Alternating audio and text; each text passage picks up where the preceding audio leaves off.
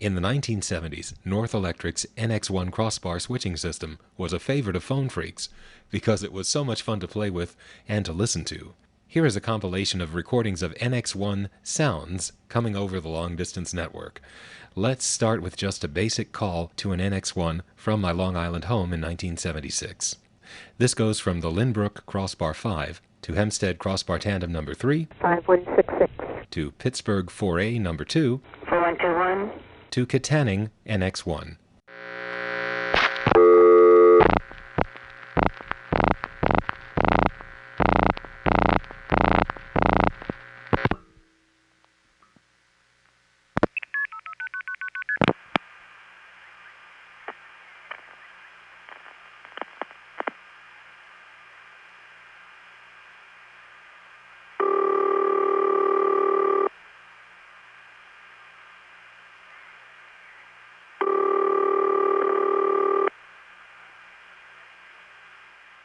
Now I think this ring type was only found on NX1's.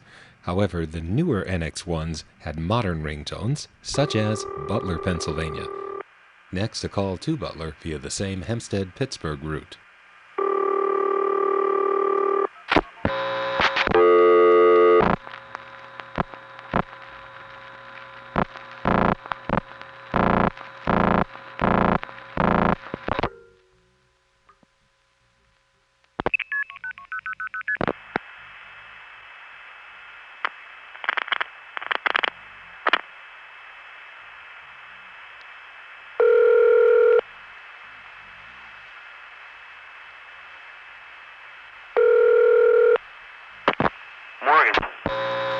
Now virtually all NX1's rang using one of the two rings you've just heard, but Wellsboro, Pennsylvania was an exception.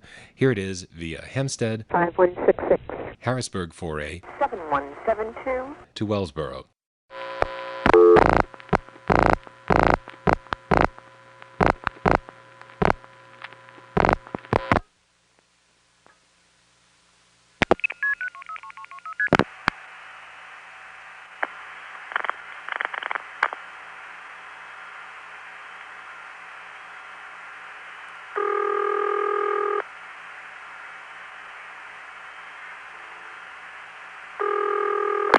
That's an unusual ring for an NX1, but not for an independent. When the NX1 is setting up the route to an actual phone line, the pulsing sequence takes a relatively long time, as it did in the last three examples. But when it's going to the intercept recording or some other trunk, it's a shorter sequence. Here's a call to Greenville, Ohio, via Hempstead, Cincinnati 4A, 5132, to Greenville.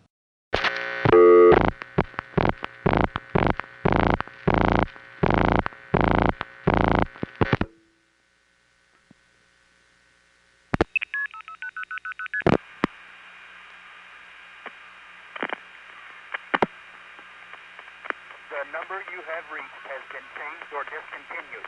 If you need assistance, please hang up and dial your directory assistance operator. This is a recording in Greenville, Ohio.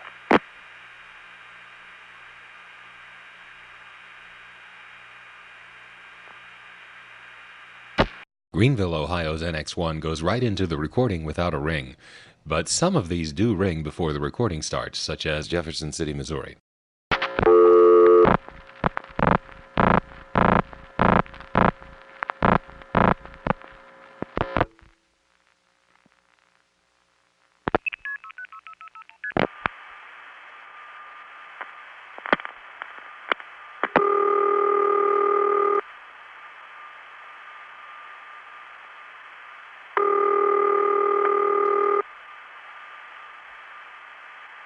I'm sorry, we are unable to complete your call as dialed. Please check the number again or dial directory assistance. This is a recording. 3149634.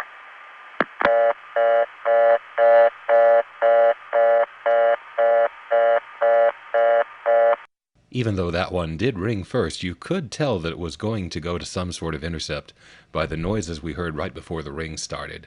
You have to hear a lot of these to get a feel for it, but basically the pulsing sequence gets over with more quickly and usually makes a louder tick right before it starts the ringtone.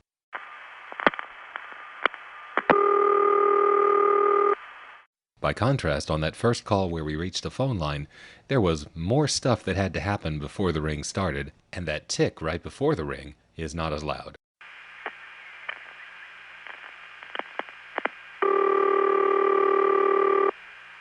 Now, I don't know the route for that last call, but it would have gone through either St. Louis 1 3141. or St. Louis 2. 3142.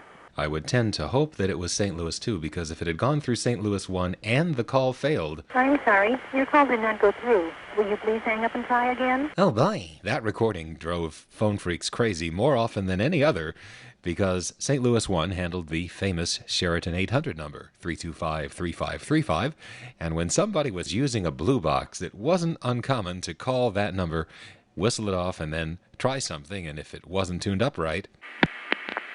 I'm sorry, your call did not go through. And of course it would take the blue box user a while to realize that his box needed to be tuned up, and so he would try again and... I'm sorry, your call did not go through. And then try it again. I'm sorry. And then try it again. I'm sorry. And then throw the blue box through a window. Meanwhile, this is producing an automatic trouble report every time, and this is why I'd always heard but had never confirmed that the guys at the St. Louis 4A were very, very conscious of blue box users because they had to put up with all that nonsense. Now, the guys in the original Phone Freak clan, while not perfect, were pretty sensitive to this sort of thing. But after the Esquire article and all those newsletters that followed, putting the secrets out for everyone, well, it kind of became a free-for-all, and St. Louis ended up being very, very security conscious, so I'm told. As for that lady, she remained on the recordings into the early 1980s, even after the 4A had been replaced with a 4E. Anyway, here's a call to a non-working number in the Dalton, Georgia NX1 via Hempstead, Atlanta 1 4A 4042. to Dalton. You'll notice on this call there's that very distinctive N1 carrier sound, because we do get an N1 carrier type trunk from Atlanta up to Dalton, and those had a very distinctive sound to them. It was a transmission system for medium distance, and as soon as Atlanta connects to Dalton, the N1 carrier noise will be there, and you'll hear the NX1 up there giving a short pulsing sequence and dropping into the recording with a fairly loud tick. You have reached is not in service.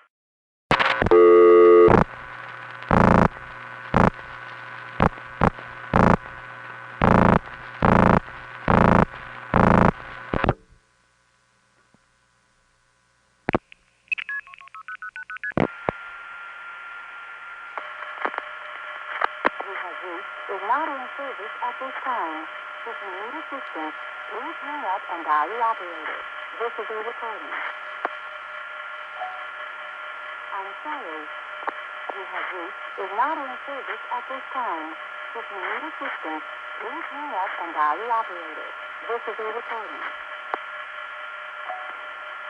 I'm sorry. You have reached is not in service at this time. If you need assistance, please hang up and dial the operator. This is a recording. I'm sorry. Jane's a little muddy in that example, but I'll have some perfect, high-quality recordings of Jane coming later on in this segment. Not. What do you mean? Anyway, here are some calls to Live Oak, Florida's NX1 made in 1974. These calls go from, again, my Long Island Crossbar 5 to Hempstead, Jacksonville 4A, 9042. to Live Oak. In 1974, I was not in the habit of keeping the dialing part of the phone call on the tape, so these begin with the sounds you hear right after I finish dialing the number. Can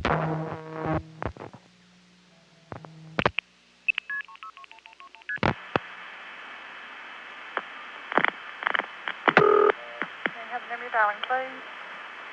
3621121. One moment.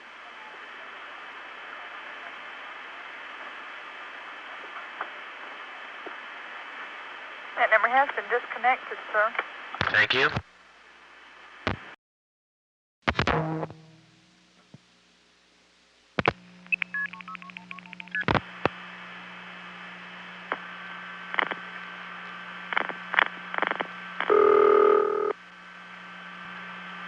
Let me stop the tape a second here. Do you think this is going to intercept or to a regular phone line? Remember how it sounded right before it started to ring? Here it is again.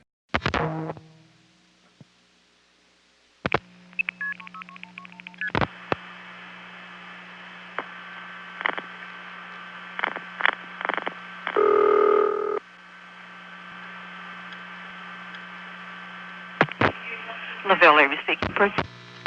That's right, another human being bothered at random, but only once. Now that was definitely my fault. But the next two calls are not. Here's an example of an NX1 messing up, because by simply trying to call the time number and then another Live Oak number, I get two cross connections. How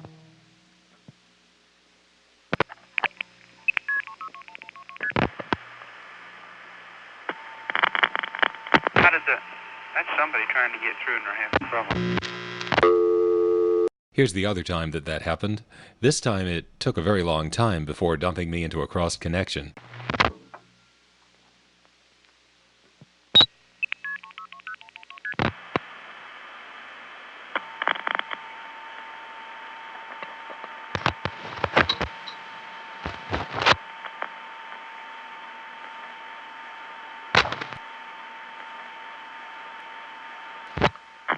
The fact that he was buying the car from me.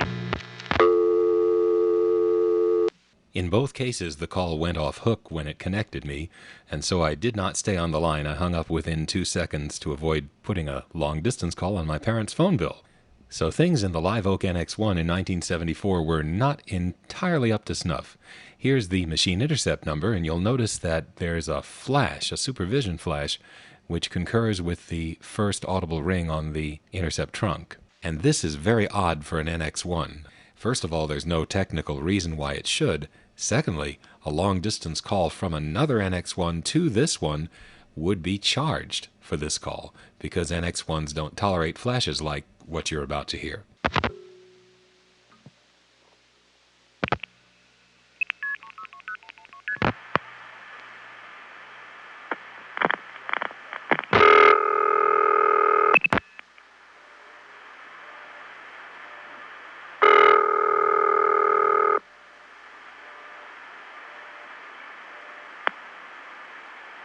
I'm sorry, the number you have reached is not in service at this time.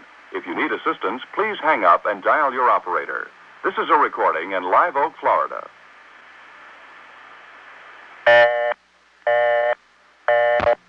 Now that, of course, was a state-of-the-art Autochron announcing system with John Doyle on it. So now let's try the time number again, and if we actually get through to the time instead of another crossed connection, I'm sure we will get a state-of-the-art Autochron time announcing system, hopefully with Jane Barbie on it. Not? Yeah, that's true. We're not going to get that, and in fact, you're not going to believe this. The technology that you're about to hear, I'm not familiar with, but just picture the old logo for the RCA company with the gramophone, and I think you'll get a clue as to just how old this technology is. I'm going to let this play for about 3 minutes. If you've heard enough and want to skip to near the end of that part, go to 16 minutes, 16 seconds.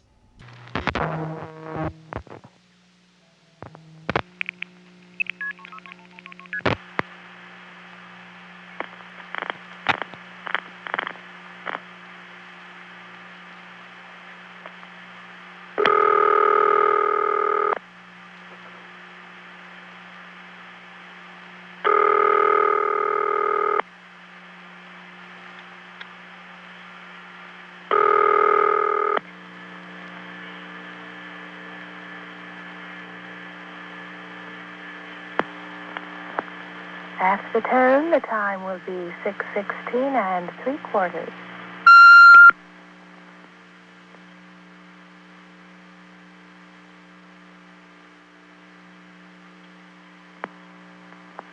After the tone, the time will be 6:17 exactly.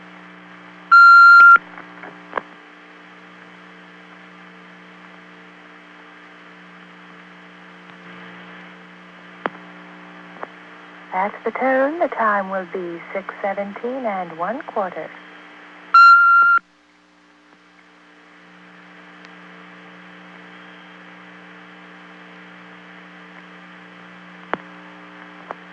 At the tone, the time will be 6:17 1/2.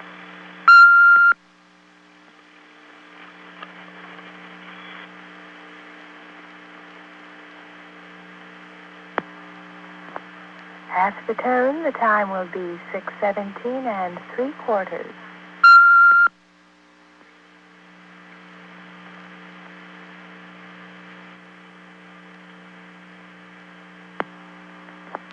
At the tone, the time will be 6:18 exactly.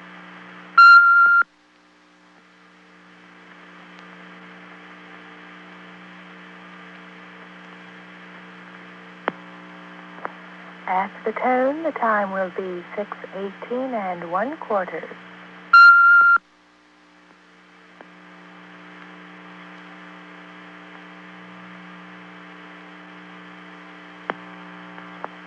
At the tone, the time will be 6:18 and 1/2.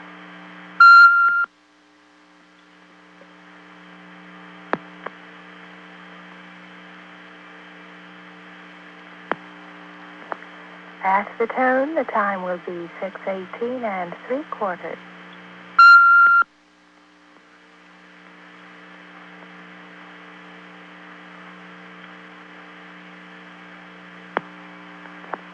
At the tone, the time will be 6:19 exactly.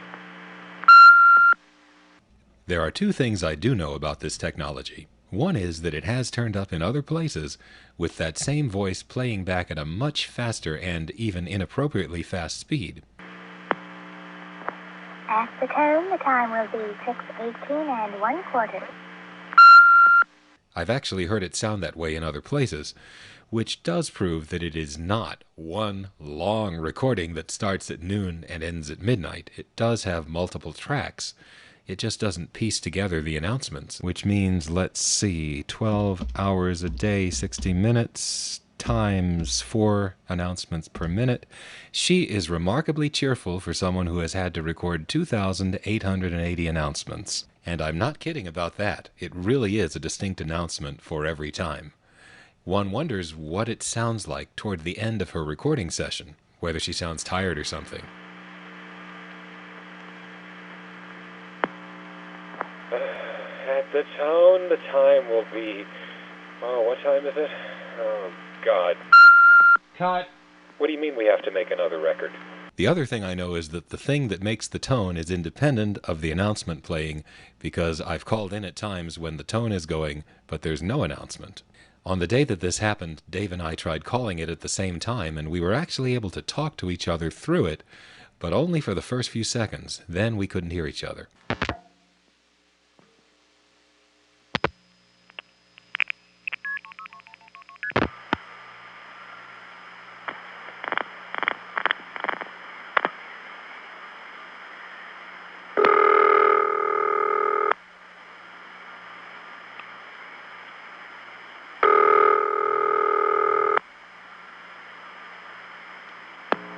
Hello? Say something. Where did you go before? Hello? Hello? Hello? Hello?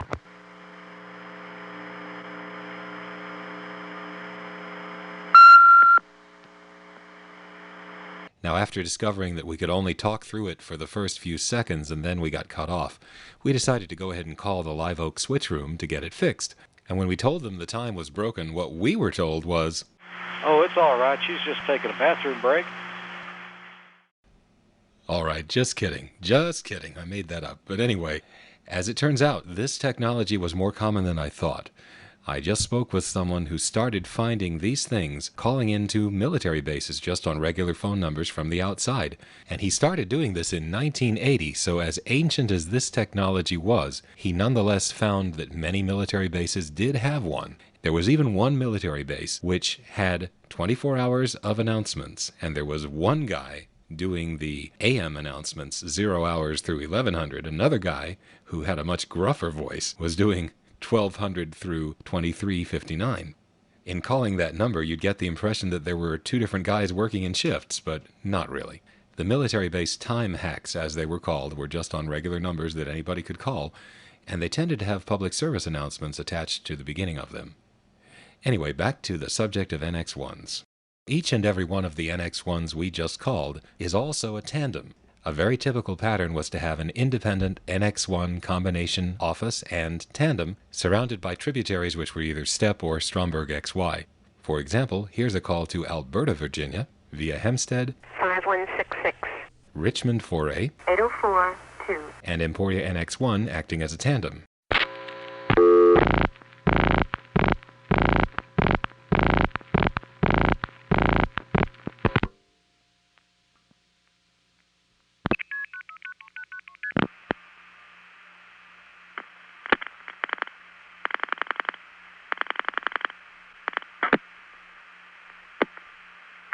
The number you have reached in Alberta, Virginia is not in service or has been changed. If you need assistance, please hang up and dial directory assistance. This is a recording. Thank you. The number you have reached in Alberta, Virginia is not in service or has been changed. If you need assistance, please hang up and dial directory assistance. This is a recording. Thank you. The number you have reached in Alberta, Virginia is not in service or has been changed. Here's how this one goes through. 10 digits from my crossbar 5 to Hempstead, 7 digits to Richmond, 7 digits to Emporia NX1. That soft tick is the Richmond 4A cutting through to the Emporia NX1, and there's also a little tick in there that Emporia makes when it gets the start tone because it clicks along with the MFs. But anyway, now, immediately without delay, the Emporia NX1 gets the trunk to Alberta, the tributary, dials the last 4 digits, and cuts through. The number you have reached in Alberta, Virginia is not in service or has been changed. Here's a similar routing to Glade Spring, Virginia. The only difference is that this is a cross-boundary situation. That is, Glade Spring, Virginia is a tributary of Bristol, Tennessee's NX1. So Hempstead, if at all possible, is going to send this to Nashville, 6152. which of course is not in the same area as Virginia, so it sends 10 digits instead of 7. So this goes from Hempstead, 10 digits to Nashville, and then just 7 digits to Bristol, Tennessee, in spite of the fact that this is a Virginia number. That's how cross-boundary situations were typically handled in those days. That saved equipment, but sometimes meant they could not assign the same office code in 2 neighboring NPAs. Anyway, the Bristol NX1, when it sees 429, knows that that means Glade Spring, Virginia, so it picks up a trunk to Glade Spring and dials the last 4 digits and cuts through. You'll recognize this first call from part 4, and then I'll hang up and make another call to Glade Spring.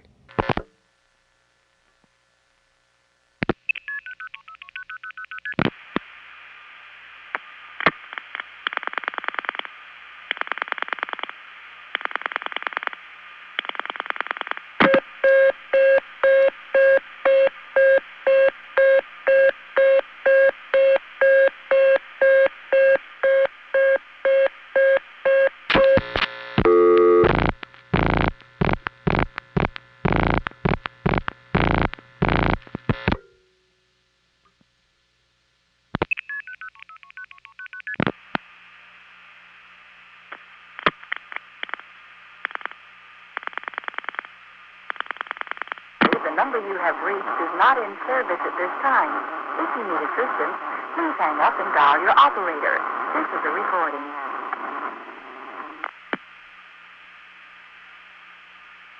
Folks, I have to apologize for these poor quality Jane Barbie recordings. The problem with this one and the one in Dalton is that the Autocron company didn't actually make the reproduction system. They just provided the tape of Jane, and then the phone company copied it onto their run-of-the-mill recording machine.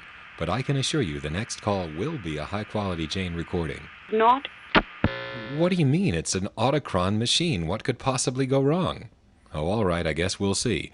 The next call is to a small step in Hildebrand, North Carolina, which is a tributary of Hickory, North Carolina's NX1. The route is from Hempstead Tandem 3 5166. to Suffolk 4A 5162. to Charlotte 4A 7042. to Hickory NX1 to the Hildebrand step. And the reason we're going through Suffolk is because Hempstead's trunks to Charlotte are busy. In fact, the alternate route for all the calls we've made so far in this segment would be Suffolk. 5162. So anyway, there are 2 things different about this call. The first is that the link to Suffolk is T-carrier, so you don't hear a little burst of 2600 before the MFs start. Instead, it just makes kind of a dry sound. But to confuse matters a little bit, this particular trunk from Lynbrook, my crossbar 5, to Hempstead is resonant, and so when we cut through to Hempstead, it sort of rings a bit. So that has nothing to do with signaling, that's just feedback on the trunk. Anyway, since it's going through Suffolk, we won't hear carrier noise until Suffolk ticks it on. So you hear the MFs of Hempstead, and then ta-da-da, and a silence, actually a soft T-carrier noise. And then you hear the Charlotte trunk tick on from Suffolk, so there's a delay before you hear carrier noise. Then the next link, of course, is the Hickory NX1. The other thing is that the Hickory NX1 tends not to dial pulse very loudly, at least to the customer's ear, and so you barely hear the dial pulses on these calls through Hickory. This is a 1974 call, so there's no dialing.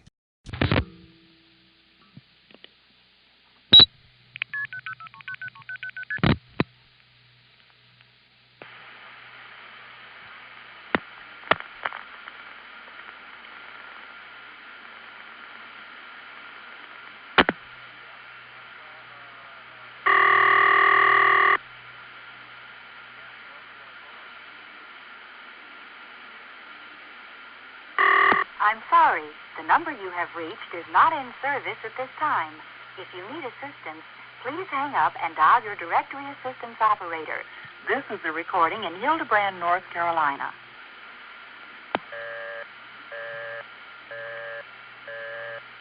So much for the perfection of Autocron. Well, I'm sure this other town in the Hickory area will sound just fine.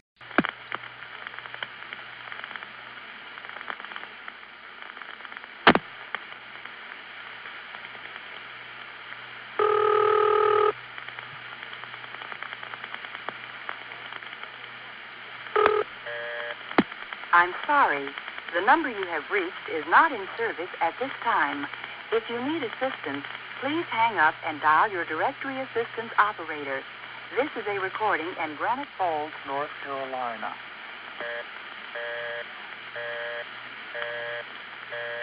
Now this is really getting me down. Let's go to the Commerce, Georgia area. Commerce, Georgia has an NX1 and it's surrounded by Stromberg XYs. They all have Jane Barbie recordings in them, and they're all made directly by Autocron. So here's one in Jefferson, Georgia, via Hempstead, Atlanta 4A, 4042. Commerce NX1, which dials the last 4 digits into the Jefferson Stromberg XY.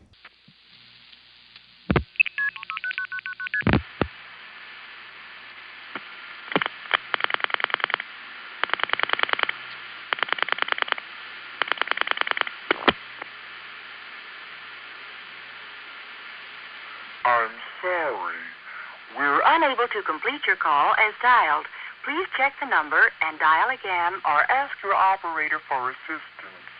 This is a Recording 404367.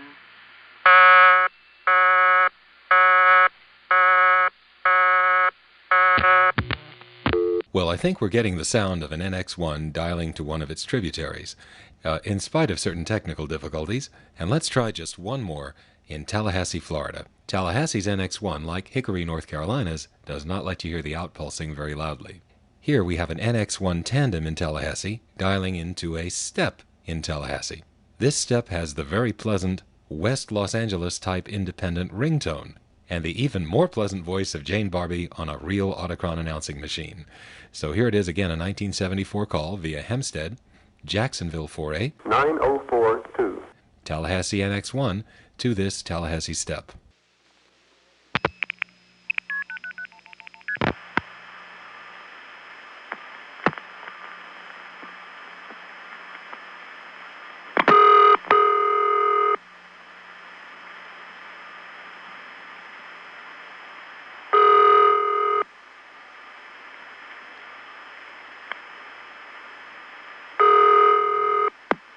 This is a recording in Tallahassee, Florida.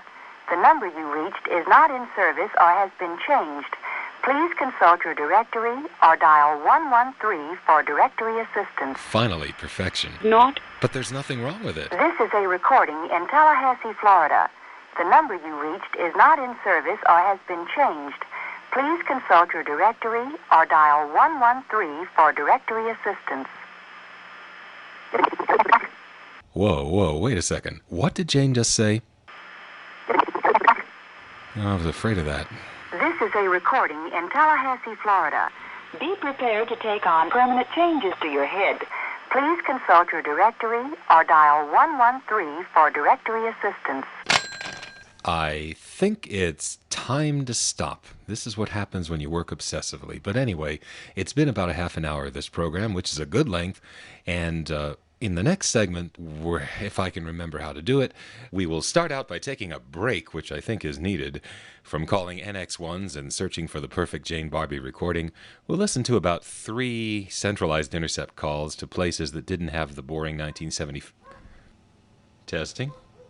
That's a real dog barking in the background, by the way. I guess I mentioned Jane's name, and happens every time now. And no bad reflection on Jane. It's just one of them things. Anyway, we'll call centralized intercept in crossbar 5s to see what the other side of the fence is like for a while. Then we'll go back to calling through NX1's, and we'll get NX1's MFing to other NX1's mostly.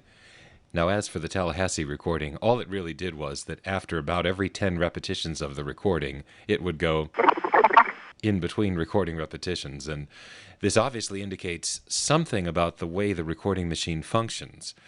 When an analog device makes a sound like that, it would suggest perhaps a playback head moving across many tracks that had been recorded in a long spiral. It's a possibility, but I really don't know how those Autochron machines worked. I just know it was a high-quality analog device, and it made that sound every 10 repetitions. The words did not change, though. That was my imagination. As for those other Jane recordings that kept slowing down, that was real. That really did happen.